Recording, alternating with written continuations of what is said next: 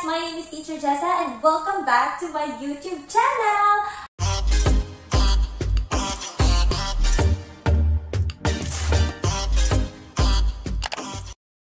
Okay, so for today's video guys, this is not all about online teaching. May gusto lang ako share sa inyo. Just so you know guys, before I created this channel is, ito muna ay isang parang food vlog. Okay, so food vlog, sharing of food recipes. So yun yung isa sa mga hilig ko. Magluto, mag-experiment ng pagkain.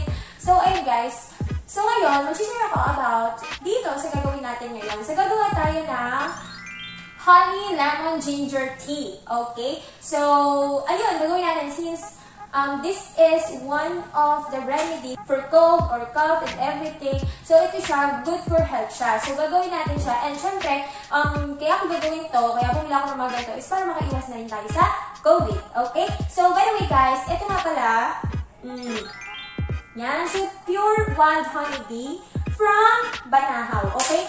This is from Sariaya, Quezon. At nabili namin to sa, taga dito sa Manila. So, nakakatawa nga. Hindi pa ako doon bumili. So, hindi ko rin naman alam na may ganito doon. This pure wild honey bee is from Sariaya, Quezon. So, kung gusto nyo umorder, PM nyo lang ako. Tapos, ibibigay ko sa inyo yung number niya. Okay? So, ito po is 250 pesos lang. Okay? So, yeah. There. And then, we also have lemons.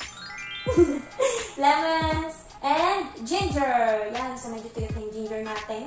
So, pero gusto ko yung ginger na ganito. Wala lang. Gusto ko lang. Okay. And ito yung maglalagay natin ng ating honey lemon ginger mixture. Okay. So, unahin na muna natin yung ginger. Lemon. Okay. So, yan. Let's cut it. So, ito. Lumain lang natin siya ng ganyan. Okay. So, ayan. Medyo uuga tayo dito. Yan. So, ganito lang guys. Kaninipis. Yan. So, ganyan lang po. There. Pero may problema ako guys, since maliit yung bunganga nitong aking bottle, is ikakat ko pa siya into half.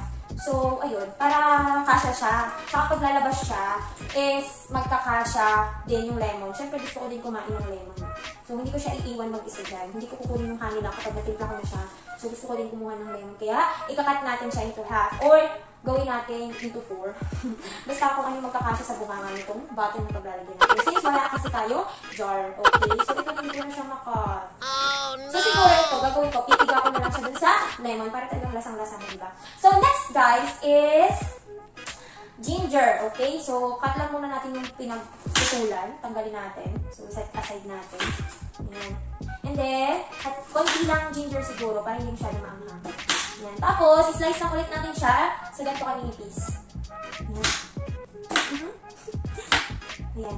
So, by the way guys, kung makikita nyo yung mga previous videos ko, yung mga una kong videos, nag-start kasi ako mag-YouTube is nung April, bago ako mag-birthday. So, ayun, naisip ko na, since quarantine, wala talaga akong magawa sa amin, sa Tayabas, gumawa ako ng food vlog. Tapos yun, hindi ko pinapakita yung mukha ko kasi nahihiya pa ako. Tsaka, boses lang talaga yung maririnig nyo. Minsan nga, yung mga videos ko, wala pa siyang boses talaga. So, parang instruction lang siya. Pero ngayon, ang kapal-kapal na ng mukha ko, nakakita na ako.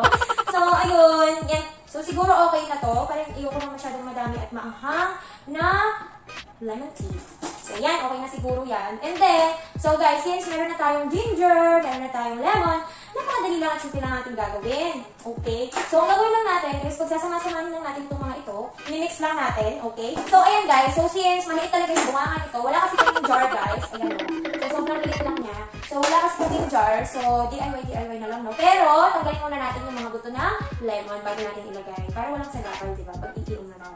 So, by the way guys, itong lemon na to is, nabili lang namin siya dyan sa may palengke. This is for 50 pesos only. Okay, 50, tatlong peraso na po siya. Okay, so baka may mabash sa akin ha guys. Nagugas naman ako, tsaka hinugasan ko lahat ng to bago tayo mag-video. What a tissue. Yan, tanggalin natin itong mga kaya dito. Mga pinagbalagay natin dyan.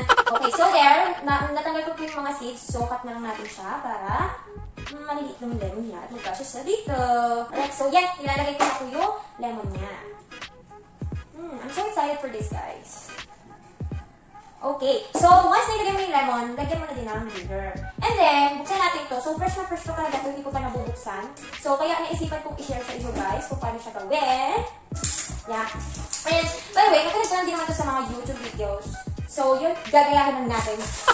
At saka mukha siyang masarap, okay? So, ano ba mas prepare nyo, guys? Yung warm, cold, or hot? Yeah, kung ano gusto nyo guys, nasa sa inyo yan. Alright, ang sarap. Okay, so pakita ko lang mo. Ay! Pakita ko lang mo. Ay! Pakita ko lang mo. Ay! Charot. So, ayan guys. So, i-layer natin siya. Okay, so we're done with the first layer. Let's move on to the next layer. Okay, so cut natin. Basta, kinakat ko lang siya guys into 4. Yung, yan. So, ganyan siya. Para paslok sa banga. So, next is ginger. So, siguro ikaw yung ginger. Para hindi siya malaki. Tapos, sali na lemon. Ay, ang bago na ako. Ayan. Ang sarap ng honey niya guys. Ang sarap. Grabe. So, kung gusto niyo guys yung order lang.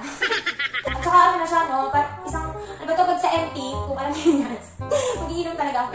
So, itong MP na to is parang ito yung amama. Yun yung tawag ng mga mag-iinom. Yan. So, amama. So, malaki talaga siya. 250 lang. At saka ano siya ha, malinis siya. Yung wala na siyang latak-latak. Alam mo yun? Alam mo yung latak? Yung parang mga itim-itim yung mga ganyan. Parang hindi masait. Alam mo yun? So, yun yung latak. Pero ito, wala siyang latak. So, there. Then, let's put some ginger. Then, let's cut some lemons. So, try natin. Ay, pero alam natin ito. So, yun yung natin cut flour. Yeah. Okay. Yes, there. So, now let's salin. Let's pour water. Oh, this one jar. Hindi ba? Yeah. Sarap, di ba? Ayan o. Yummy. Okay, so we're almost done.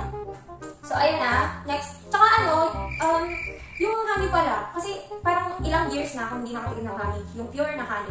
So, yung honey pala, siguro nung bata pa ako, siguro, last time na nakatikim ako nito, wala akong natatandaan, tumanda ako kung uminom ako ng honey. So, ayun. So, itong honey pala, kapag kinain mo siya, alam mo yun, hindi siya masakit sa lalamunan, super smooth lang. So, yun. Gusto ko lang i-share. Gusto ko lang din matakam kayo. Ang labo ng mata ko, hindi ko blurred yung tingin ko sa screen ng cellphone. Promise. And guys, kung ganun din kayo, malabo yung mata nyo at gusto nyo magpasalamin, yeah, so may promote akong clinic ni Dr. Susan Arroyo. Ilalagay ko na lang yung number niya sa description box kung gusto nyo magpasalamin or magpagawa ng contact lens. She is a licensed optometrist. So, ayun, pwede nyo siyang kontakin para you have a brighter eye. So, meron lang po sa kanya. Kung may 500 pesos kayo, it's a complete package na. Okay, so yun yung meron ako yung regular eyeglasses.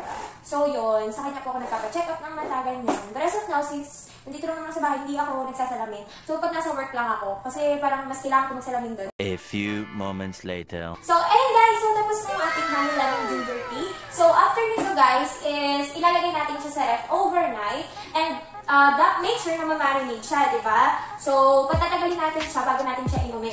So, guys, hindi nyo ito directly inumin na ganito siya. Pwede nyo siyang ihalo sa water. Okay? So, depende sa inyo kung hot, cold, or warm water. Okay? So, ako, mas prefer ko yung warm water para talagang hindi ako, kasi pag uminom ako ng cold water, guys, alam niyo, mabilis akong ubuhin. So, yun. Tapos, parang hinika ako ganyan. So, ako, mas prefer ko lagi yung warm water. Okay? So, siguro, pag sobrang init lang talaga, saka ako nagpo-cold water. Pero most of the time, naka-warm water lang ako. So, ihahalo ko lang siya sa isang tasang tubig. So, yun. Alam niyo yung regular na tasa, yung ganyan lang. So, yung regular size niya lang, parang 300 ml. And then, siguro mga 5 to 10 na kutsara lang nito. Honey, lemon, ginger mixture ko. So, yun. So, ganun lang guys. So, huwag niyo siyang ikinumin ng diretso. So, yun. But it's your choice pa din. So, yun ang yung discard ko for myself. So, ayun guys. So, ito na yung ating honey, lemon, ginger mixture. And later, ngayong gabi, magabaan ko nito para dibago sa work. Yeah. I hope you enjoyed this video. I hope nakatulong ako sa inyo kung paano yung mga discard ko sa buhay dito. Sa buhay Manila ko dito.